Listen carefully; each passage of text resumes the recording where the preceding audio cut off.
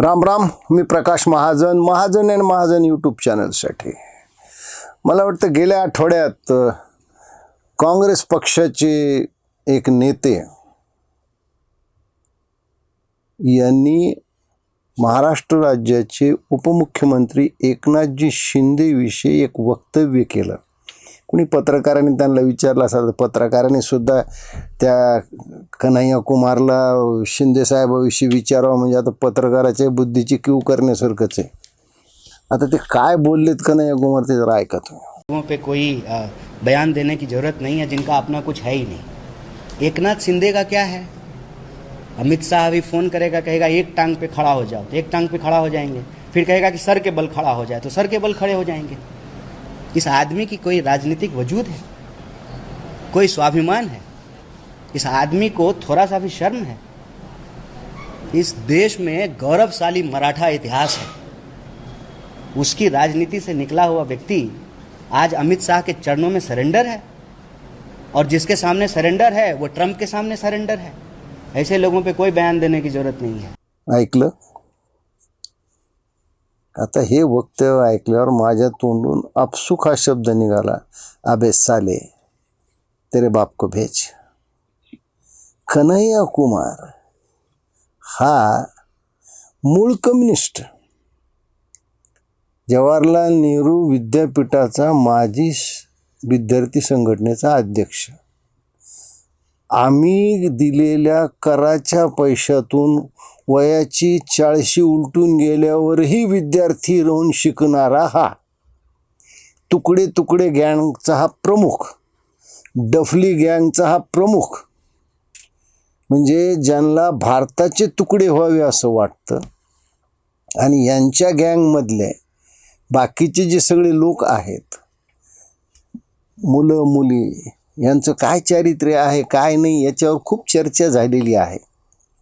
आणि हा पहिल्यांदा निवडणुकीला उभा राहिला कम्युनिस्ट पार्टीतर्फे बेगुसराय म्हणजे बिहारमधून. त्याला किती मतं पडले म्हणून मी ह्याला विचारत होतो, ते त्यांनासुद्धा माहीत नाही किती मतं पडलेत. म्हणजे त्या नेटवर शोधत होतो, त्यांनासुद्धा माहीत नाही किती मतं पडलेत. आणि त्याच्या असं लक्षात आलं की आता कम्युनिस्ट पार्टीत राहून आपलं काही होणार नाही. आणि मग हळूच ते काँग्रेसमध्ये घुसले. आणि काँग्रेसमध्ये राहुल बाबांनी जी पदयात्रा काढली त्या पदयात्रेत ते सामील झाले. आता तुकडे तुकडे गँग, डफली गँगचे प्रमुख असल्यामुळं डमरू वाजवता येतो, बोलता येतं, त्याच्यामुळे 4 लोक गोळा होतात. आणि दुसऱ्याला शिव्या देण्याच्या पलीकडे यांनी कधीही काही काम केलं नाही. एक काळ हा राहुल गांधीला शिव्या देत होता, आज हा राहुल गांधीची चमचेगिरी करतो. महाराष्ट्रातही निवडणुकीच्या निमित्त सभा घेऊन गेला, त्याचे काय परिणाम झाले, 2024ला काँग्रेसतर्फे उभा राहिला त्याचे काय परिणाम झाले सगळ्या जगाला माहिती. म्हणून मी म्हणलं ना, अबे साले तेरे बाप को भेज. एकनाथजी शिंदेवर टीका करण्याच्या अगोदर तू तुझ्या बापाला म्हणजे राहुल गांधीला पाठव ना. त्यांनी जे वक्तव्य केलं आहे ना, अत्यंत निंदनीय. म्हणजे संविधानिक पदावर बसलेल्या या राज्याच्या एका उपमुख्यमंत्र्यांना विषयी त्यांना असं वक्तव्य करावं, खरं म्हणजे ह्याचा धिक्कार नाही, याला जोडे मारो आंदोलन करायला पाहिजे. सुदैवानं तुम्हाला कधी जर सापडला तर त्याचं दुर्दैवच मी त्याला दाखवू शकेन. तुला एकनाथ शिंदेविषयी काय माहिती रे? काय माहिती तुला एकनाथ शिंदेविषयी? तू काय बोलला? तू अंधारात जाऊन अमित शहाचे पाय धरतोस, दुनियाला माहीत नाही. अमित शहाने उगा तुला मोकळा सोडला. ते परवा आमच्या सुषमा अक्का त्या भाजपच्या प्रवक्त्याविषयी बोलल्या. सुषमा अक्का आता हे तुमच्याच महाविकास आघाडीतला हा एक काँग्रेस पक्षाचा नेता आहे, हा सुद्धा तसाच आहे. यालाही साखळी बांधली, यालाही ब्रेड टाकतात.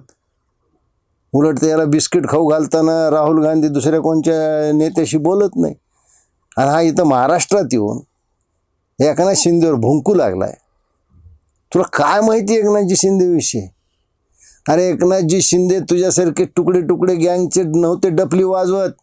एकनाथजी शिंदेने आपल्या तरुण वयात ठाण्यामध्ये जे डान्स बार चालत होते त्याचा त्रास सर्वसामान्य नागरिकाला होत होता, त्यावेळेस जीवावर उदार होऊन डान्स बार फोडले, ते बंद केले. त्यांच्या आणि त्यांचे गुरु स्वर्गवासी आनंद दिघे यांच्या खुनाची सुपारी सुद्धा डान्स बार लॉबीनं दिली होती. तुला काय माहिती आहे? हा माणूस एक शाखा प्रमुख होता, एक रिक्षा चालक होता. आज या महाराष्ट्राचे ते मुख्यमंत्री होऊन गेले. महाराष्ट्रात लाडकी बहीण योजना त्यांनी देवेंद्रजींनी स्वर्गवासी अजितदादांनी मिळून राबवली. लक्षावधी महिलांचे त्यांना आशीर्वाद आहेत. लक्षावधी बहिणी त्याच्या मागं उभा आहेत. आणि तू काय सांगतो? अरे तुला राहुल गांधी जसा सांगतो तसं तू करतोस. तू दुसऱ्याविषयी काय सांगतोस? एकनाथजी शिंदे अमित शहा म्हणलं तर असं करतील, अमित शहा म्हणलं तर तसं करतील. अरे ज्या माणसावर विश्वास ठेवून, कन्हैया कुमार, तुला मराठी येत नसेल तर कुणाकडून याचं हिंदीत भाषांतर करून घे. अबे साले, त्या एकनाथजी शिंदेवर विश्वास ठेवून सत्तेत असलेले मंत्री आणि 40 आमदार त्यांच्या मागं उठून चालू लागले. हे एकनाथजी शिंदेत. तुझ्या बापाला सुद्धा समजायला 7 जन्म घ्यावं लागतील. तू काय टीका करतो? तुला काय माहिती आहे? अरे तुझी स्वतःची लंगोटी फाटली आणि तू शिंदे साहेबाची पगडी उछालतोस. आपली अवकात काय? आपली अवकात बघून तर टीका करावी. ते गेला विसरून. काहीतरी बोललं म्हणजे आपल्याला प्रसिद्धी मिळते म्हणून तू बोलतोयस. अरे बेट्या, तू स्वतः राहुल गांधीनं तुला एका पायावर उभा राहा म्हणलं, तो पायावर राहशील. तू डोक्यावर शीर्षासन केलं म्हणतं शीर्षासन करशील. तुझ्या मनातले विचार तू बोलून दाखवतोस. तुझी अवकाश शिंदे साहेबावर बोलणे इतकी नाही आहे. शिंदे साहेबांनी काय काय काम केलं आहे त्यांच्या सगळ्या वयात एकदा तू येऊन ठाण्यात फिर. तुला लोक सांगतील, आजही सांगतील. एकनाथजी शिंदे आणि त्याचे सुपुत्र खासदार डॉक्टर शिंदे यांनी महाराष्ट्रातल्या कित्येक रुग्णांना नवीन जीवदान दिलेलं आहे. कित्येक अपंगांना हात पाय दिलेले आहेत. जयपूर फुटवेअर त्यांनी दिलेलं आहे. इतकं शांतपणे काम करणाऱ्या माणसाची कसलीही माहिती न घेता त्याच्यावर तू सवंग लोकप्रियतेसाठी टीका केलीस. त्याच्यामुळं मला कन्हैया कुमार, मी एवढंच म्हणू शकतो तुला, आबे साले तेरे बाप को भेज.